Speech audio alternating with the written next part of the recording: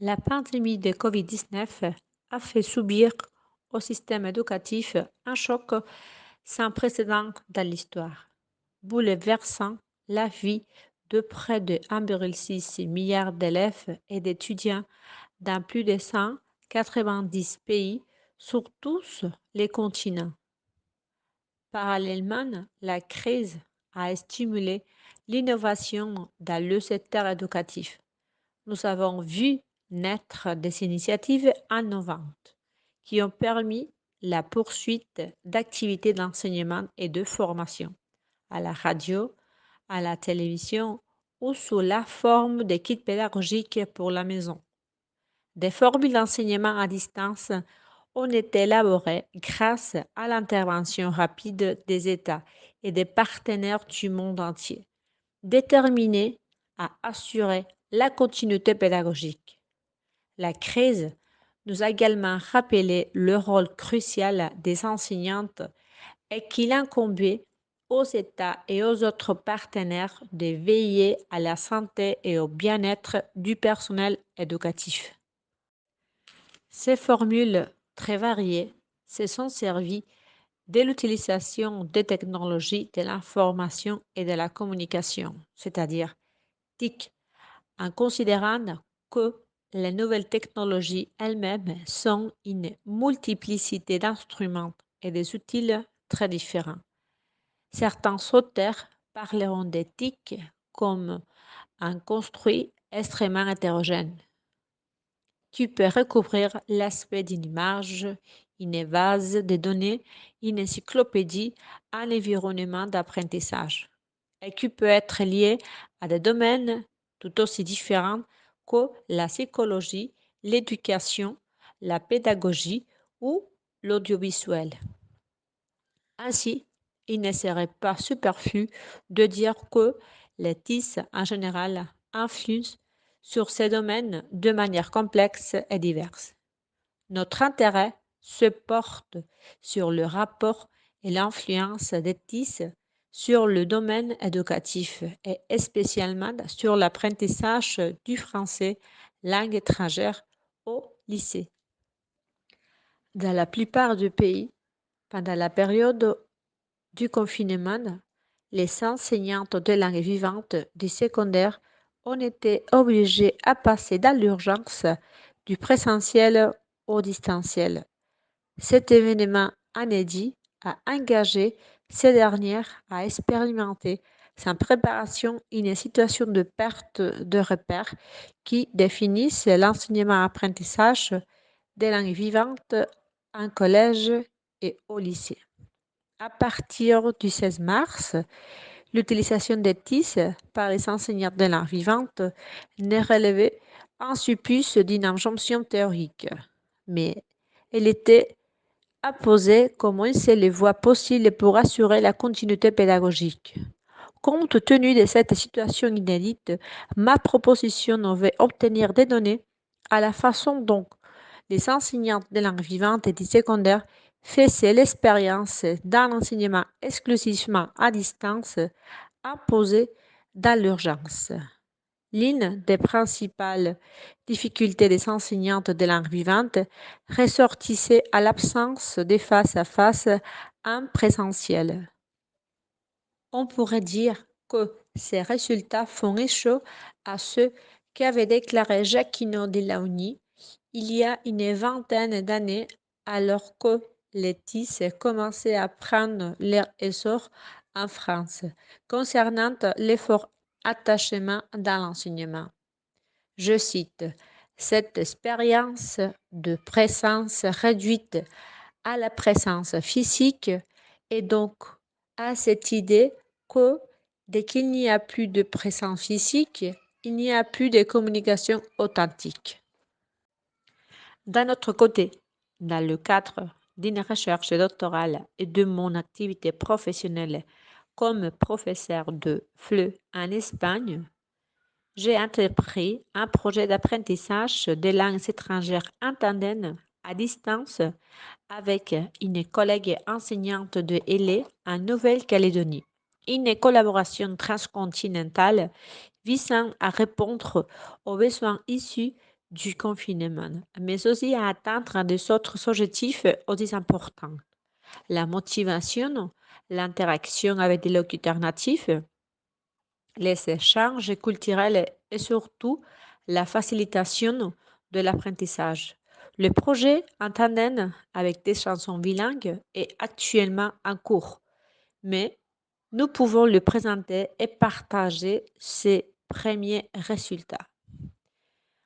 Mon projet trouve ses racines dans l'expérience des tandems réalisés entre l'Université de Valencia et l'Université de Nouvelle-Calédonie à travers la présentation faite au Congrès international sur l'innovation éducative à l'Université à Valencia. Ce travail a été réalisé entre deux écoles. La première, le Centre Pontifice Pablo VI, situé à Séville, Espagne, et la seconde, le Collège de Jumbea-sur-Mer, situé dans la ville éponyme. En prévision de notre recherche, nous avons informé les responsables des écoles répétives et les familles de nos élèves de notre intention de mettre en pratique un travail avec la musique et plus particulièrement avec les chansons de Maître Gim et Álvaro Soler. Le travail consistait à séparer les deux parties de cette chanson bilingue, intitulée Lo mismo, en fonction de la langue utilisée par les chanteurs. Nous avons donc séparé la partie en français et la partie en espagnol. Ces deux morceaux sont reliés par l'équerre qui est écrit en espagnol et sert de pont entre les deux langues. Ainsi, les étudiants espagnols travailleraient sur les paroles françaises et les étudiants calédoniens sur la partie espagnole. Chaque école travaillerait sur la langue formelle d'études, dans son programme, dans son environnement de travail habituel, en utilisant les renforcements de la chanson comme matériel de soutien pour atteindre les contenus de l'unité travaillée. Au début en forme à distance et à la fin en forme semi-présentielle. Après avoir étudié en profondeur les objectifs et les contenus inclus dans les programmes didactiques des deux départements, nous avons débuté l'activité principale. Les étudiants ont commencé tout d'abord par écouter les couplets de la chanson et après l'étude de la coupe phonétique et sémantique des tests, nous avons encouragé les étudiants à chanter. Un groupe classe les paroles sur un fond mélodique réalisé avec le format karaoké de la chanson. Au début, les étudiants n'étaient pas très sûrs de leur rôle dans ce travail, car en raison de la nouveauté de cette expérience, ils étaient des pionniers. Mais une fois l'activité lancée, la charge émotionnelle et motivationnelle qu'ils ont reçue et ils l'ont transmis en même temps mérite d'être mise en relief dans cet article. Après la répétition de la chanson en classe, lors de séances de travail en groupe, nous avons fixé une date pour l'enregistrement des couplets correspondants. Ensuite, nous avons procédé à l'enregistrement et au montage de la vidéo commune, tant de la partie française que de la partie espagnole. Et nous avons obtenu ainsi le résultat final. Nous avons réuni les deux parties de la chanson, interprétées respectivement en langue étrangère, liées par le refrain. Enfin, nous avons échangé la vidéo collaborative comme résultat final de cette expérience et l'avons jouée des deux côtés avec les étudiants. Le tandem a beaucoup apporté à nos étudiants en tant que personnes privées et sociales. Pour les données particulières, il déclenche la sécurité et renforce l'estime de soi. Il développe l'intelligence linguistique et socio-émotionnelle. Il favorise la réflexion critique. En tant qu'individu social, il offre une double perspective, apprenant, enseignant, avec toutes ses connotations et elle favorise la connaissance de l'autre en tant que personne et membre d'une autre culture, développant ainsi la compétence interculturelle. Du point de vue de notre enseignement professionnel, l'intérêt du tandem est également grand, tant pour les avantages particuliers déjà mentionnés pour nos classes que pour la possibilité de motiver nos élèves, de faciliter l'apprentissage par l'action, la collaboration et la réflexion, d'élargir leur autonomie et leur environnement d'apprentissage personnel et de faire partie d'un parcours citoyen et civique qui leur permet de développer à l'avenir ce qu'on appelle aujourd'hui l'apprentissage tout au long de sa vie. Le tandem a beaucoup apporté à nos étudiants en tant que personnes privées et sociales. Pour les données particulières, il déclenche la sécurité et renforce l'estime de soi. Il développe l'intelligence linguistique et socio-émotionnelle. Et il favorise la réflexion critique. En tant qu'individu social, il offre une double perspective, apprenant-enseignante, avec toutes ses connotations et elle favorise la connaissance de l'autre en tant que personne et membre d'une autre culture, développant ainsi la compétence interculturelle. Du point de vue de notre enseignement professionnel, l'intérêt du tandem est également grand, tant pour les avantages particuliers déjà mentionnés pour nos classes que pour la possibilité de motiver nos élèves, de faciliter l'apprentissage par l'action, la collaboration et la réflexion, d'élargir leur autonomie et leur environnement d'apprentissage personnel et de faire partie d'un parcours citoyen et civique qui leur permet de développer à l'avenir ce qu'on appelle aujourd'hui l'apprentissage tout au long de sa vie. Deux faits peuvent être soulignés. Il s'agit de deux commentaires spécifiques sur des questions liées au contenu de l'apprentissage et qui ont été soulevés précisément à cause de la méthodologie. C'est l'authenticité de l'utilisation informelle qui a introduit et servi à apprendre des questions qui font partie de la pratique communicative réelle et qui ne sont pas toujours prises en compte dans l'apprentissage formel. Le premier concerne la vidéo des élèves espagnols. Leurs homologues français ont constaté qu'au moment de chanter où les jeunes m'entendaient, je ne suis pas venu, les Espagnols ne prononçaient pas venu, mais venu. La voyelle fermée, intérieure arrondie, est une voyelle utilisée dans de nombreuses langues et notamment le français.